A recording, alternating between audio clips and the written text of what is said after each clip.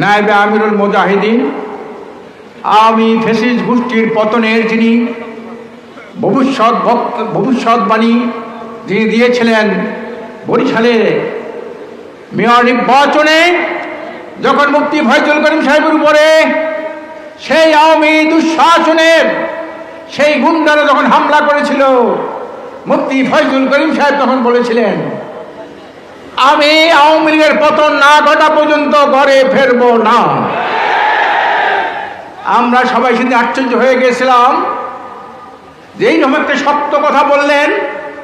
আওয়ামী লীগের দণ্ড প্রতাপ সর্বত্র গুন্ডার মহড়া চলছে, সেইখানে মুফতি ফয়জুল করিম সাহেব বলিষ্ঠভাবে বলেছিলেন, যখন আহত হলেন, নাক মুখ রক্তে রঞ্জিত হয়ে গেল, তখন উনি প্রতিক্রিয়া বললেন, আওয়ামী লীগের পতন না ঘটা পর্যন্ত আমি ঘরে ফেরব না। আল্লাহ রসিম রহমান মেহেরবানিতে জালেমের পতন হয়েছে, জালেম গোষ্ঠীর পতন হয়েছে, সপরিবারে পতন হয়েছে, দলের পতন হয়েছে। সেই ভবিষ্যৎ বক্তা আজকের আমাদের মঞ্চে উপস্থিত। আজকের এই যে জুলাই আগস্টের যে গণঅভ্যুত্থান, সেইখানে 4 আগস্ট মুফতি ফয়জুল করিম সাহেব ঘোষণা করেছিলেন, আগামীকাল সকাল 10টায় আমরা গণভবন দখল করব, গণভবন অভিমুখে আমাদের মিছিল শুরু হবে, যাত্রা শুরু হবে। সেই দিন 5 তারিখে কিন্তু গণভবন দখল হয়েছিল ছাত্র জনতার কাছে। হাসিনা সেদিন পতন ঘটিয়েছিল। সংগ্রামী ভাইরা আমার, আগামীতে এদেশে একটি বিপ্লব করার জন্য, সত্যিকারের বিপ্লব, আজকের বাংলাদেশে চেতনার বাণিজ্য চলছে, চেতনার ব্যাপারে এর অভাব নাই। সেই চেতনা আমরা দেখেছি, সেই চেতনা দেখেছি 70-এ মুক্তিযুদ্ধের চেতনা। মুক্তিযুদ্ধের চেতনা ছিল সাম্য, সামাজিক সুবিচার, মানবিক মর্যাদা। সেই চেতনার ব্যাপারীরা সেই সাম্য নষ্ট করেছে, সামাজিক মর্যাদা বুলণ্ডিত করেছে, সুবিচার বলতে অবিচার তারা এদেশে চালু করেছিল। সেই চেতনা ধ্বংস হয়ে গেছে। তারপরে আমরা চেতনা দেখি 90-এর চেতনা, 90-এর গণ অভ্যুত্থানের চেতনা। সেই চেতনার মাধ্যমে দেশে গণতন্ত্র প্রতিষ্ঠা হবে।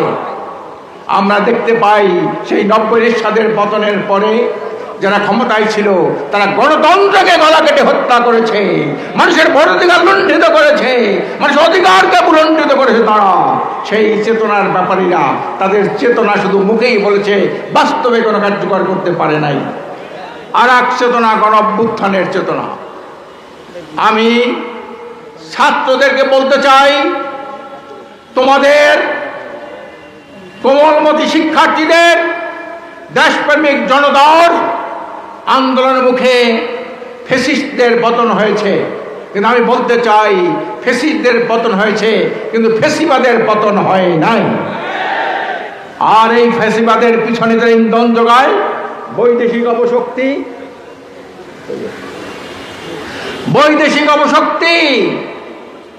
ভারতীয় আধিপত্যবাদ, সাম্রাজ্যবাদ, সম্প্রসারণবাদ, জায়নবাদ, এরা হইল বিদেশে বসে এই দেশকে তাদের করতল করার জন্যে, তাদের অঙ্গরাজ্য বানানোর জন্যে, তাদের কথায় উদ্বাস করার জন্যে তারা এই ফ্যাসিস্টদেরকে সহায়তা করে। আমি ছাত্র ভাইদেরকে বলতে চাই, শুধু ফ্যাসিবাদের পতন ঘটাইলে হবে না, ফ্যাসিবাদের সাথে আধিপত্যবাদের পতন ঘটাইতে হবে, সম্প্রসারণবাদের পতন ঘটাইতে হবে, সাম্রাজ্যবাদের পতন ঘটাইতে হবে, জায়নবাদের পতন ঘটাইতে হবে।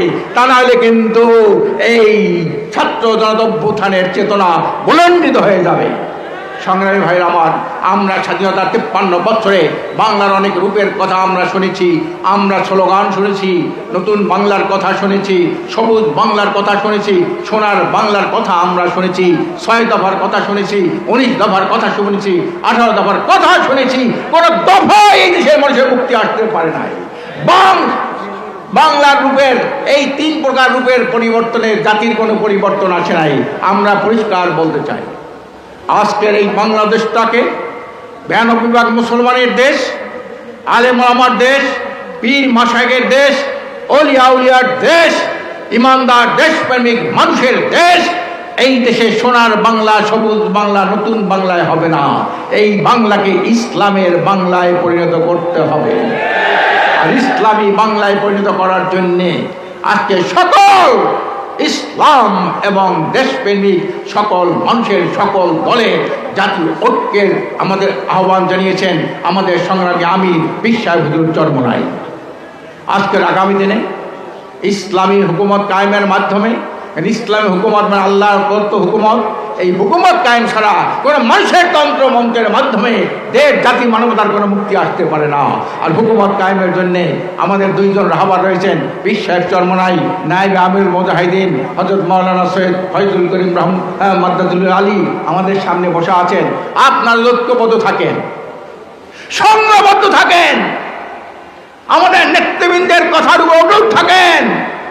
এই দেশে কোনোদিন কোনো জালেম আর ক্ষমতায় আসতে পারবে না। বিদেশি আধিপত্যবাদের সবল এই দেশে আর কখনো বিস্তার লাভ করতে পারবে না।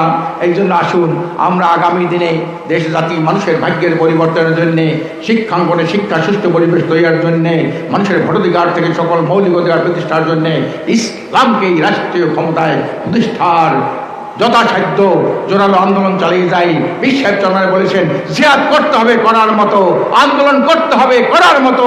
আমরা যদি করার মতো করতে পারি আর আমি এবং নায়েবে আমিরুল মুজাহিদিনের নেতৃত্বে আমরা আন্দোলন চালিয়ে যেতে পারি, অবশ্যই দেশ ও জাতির ভাগ্যের পরিবর্তন হবে। এ বলে আমি আমার বক্তব্য শেষ করছি। ওমা তৌফিকি ইল্লা বিল্লাহ।